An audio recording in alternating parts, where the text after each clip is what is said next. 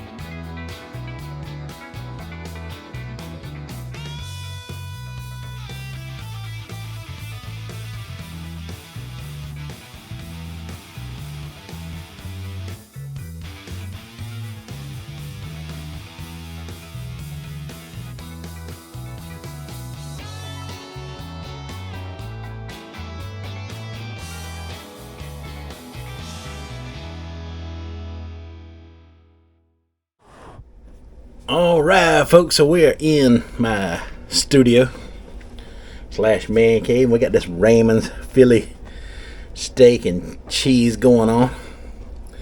There, I don't see any kind of pepper or onion in this thing, or really much cheese at all. The steak portion, it's thin, but it looks like steak. Kind of tasty like steak. I could get behind that. No condiments on it. You had to put your own on it if you decided you wanted something on there.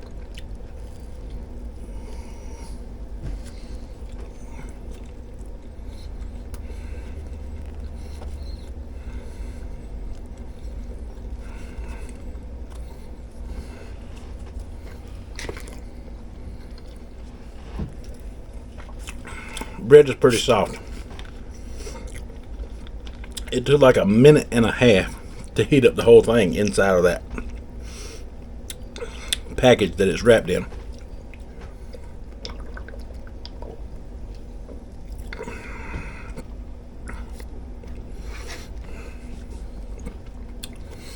Now,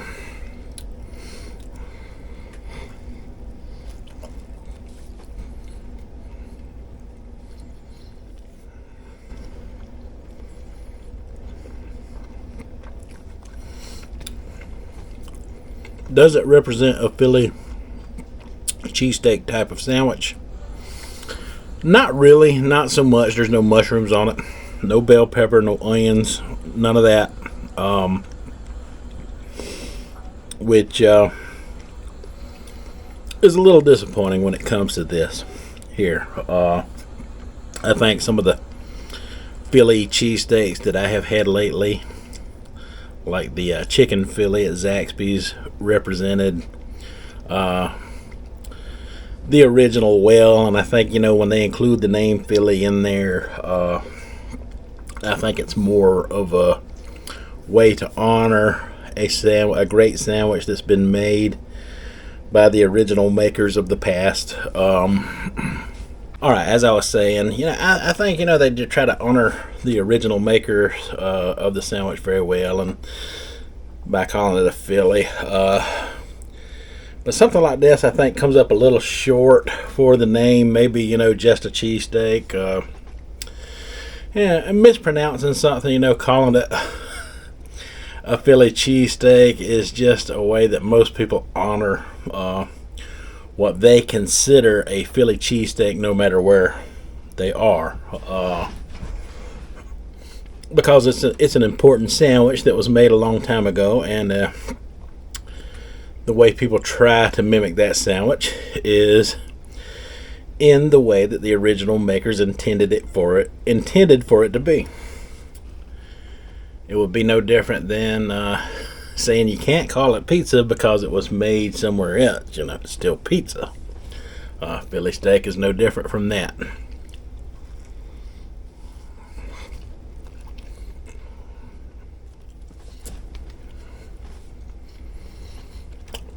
Although I do admit that falls a little short.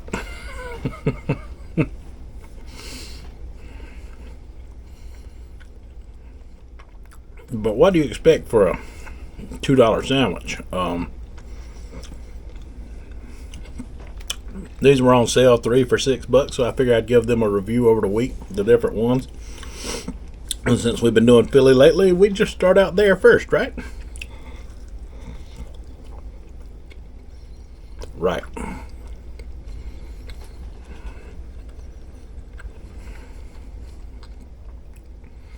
Now the steak that's on here, it is very good. I will give it that. If it had the bell peppers, onion, and mushrooms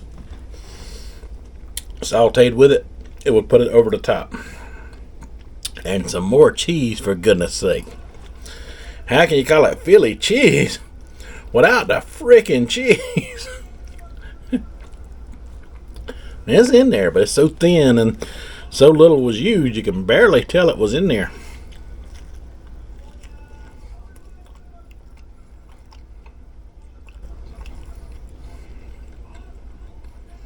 I can taste it.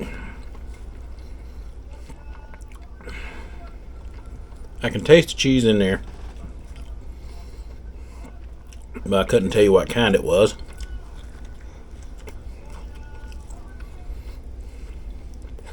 Because it don't have much of a presence.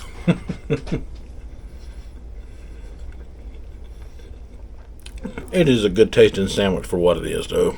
It's worth $2, 3 for $6, for sure.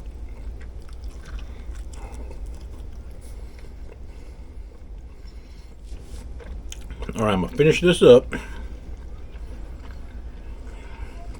reflect on it a little while, and I'll come back with the afterthoughts coming up next. Alright, folks, so my final thoughts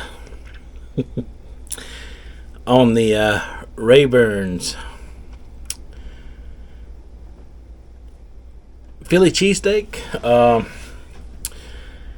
Well, I guess it does have meat, kind of like Philly. It does have cheese on it, so I guess technically you could say it's that. I noticed they also have a Philly chicken. I did not get that one, but in the future I may do that one as well if I can find it. It wasn't at the store that I got it from, so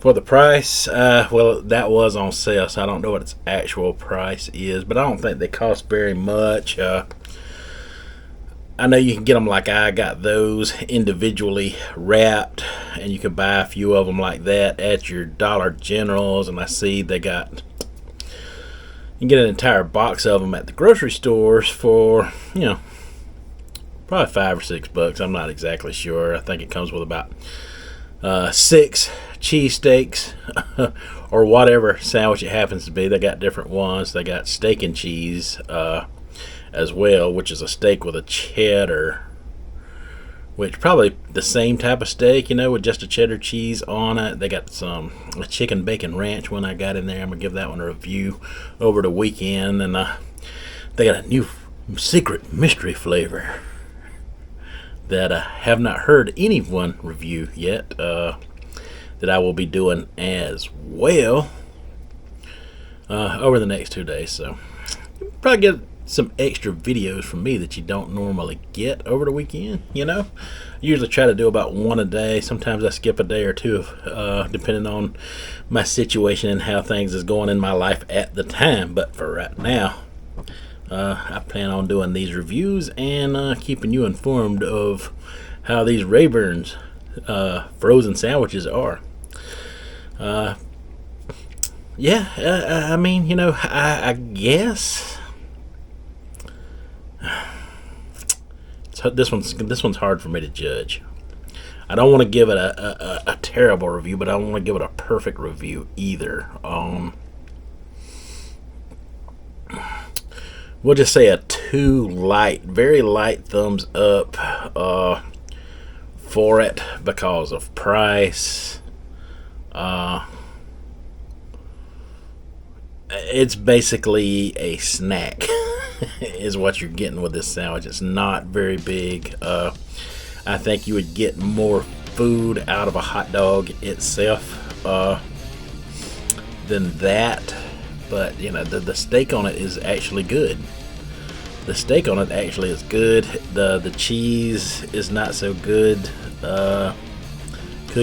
It's good cheese, don't get me wrong, but it could use some more.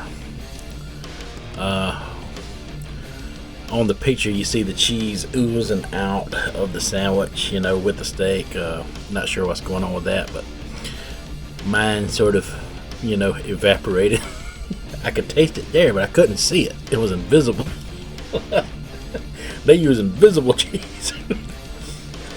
But I don't know. It's horrible. That one might be. Okay, we'll just give it a 1 thumbs up. And with it being a 1 thumbs up, I would have it again. But if I ever have it again, I may put my own spin on it and add a few things to it to make it better. I'm gonna need more than one of those sandwiches. I'm gonna need at least 3 to get any kind of satisfaction out of them. So we'll give it a 1 thumbs up. The taste of it was very good. It was very good. It was tasty. I am not gonna, take nothing away from that. It was tasty. The bread was soft. The bread probably, if you over microwave it, could get tough, but that would be on the individual microwave operator. So just be wary of that if you get these and try them out for yourself. Alright folks, that is all I have for this review. So until the next, you folks have a good one.